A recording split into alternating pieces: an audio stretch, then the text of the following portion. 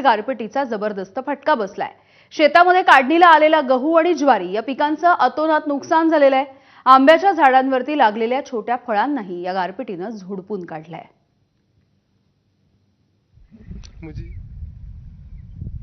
सातारा जिल्ह्यात काल झालेल्या अवकाळी पावसाचा फटका हा मोठा शेतकऱ्यांना बसल्याचं चित्र आपल्याला पाहायला मिळते। मी सध्या एका शेतकऱ्याच्या शेतामध्ये आहे। तुम्ही पाहू शकताय या ठिकाणी आंब्याचा सडा हा संपूर्ण शेतामध्ये पसरल्याचं चित्र आपल्याला पाहायला मिळते।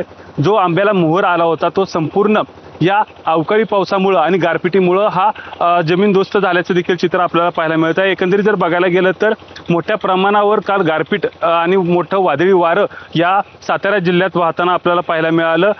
साताऱ्यासह वाई, खंडाळा, जावली, कोरेगाव या तालुक्यामध्ये अवकाळी पावसाचा मोठा फटका हा शेतकऱ्याला बसला आहे। काढणीस आलेल्या गहू, ज्वारी पिकाचे मोठे नुकसान देखील झाल्याचं आपल्याला पाहायला मिळते। त्याचबरोबर इतर जे धान्य, कडधान्यांची जी लागवड शेतकऱ्यांना शेतामध्ये केली होती त्याचं देखील मोठं नुकसान झाल्याचं पाहायला मिळते।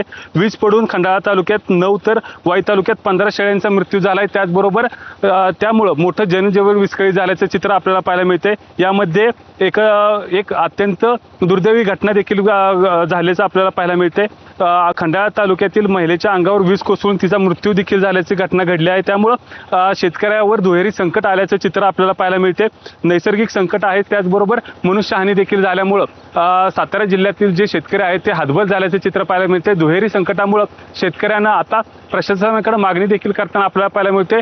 तत्काळ या ठिकाणी येऊन घटनेचे पंचनामे करण्यात यावे, शेतीमध्ये पंचनामे करण्यात यावे आणि आम्हाला नुकसान भरपाई देण्यात यावी अशी मागणी देखील शेतकरी करताना आपल्याला पाहायला मिळतोय।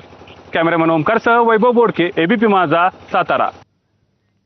पाहूयात पुढची एक मोठी बातमी। अशोक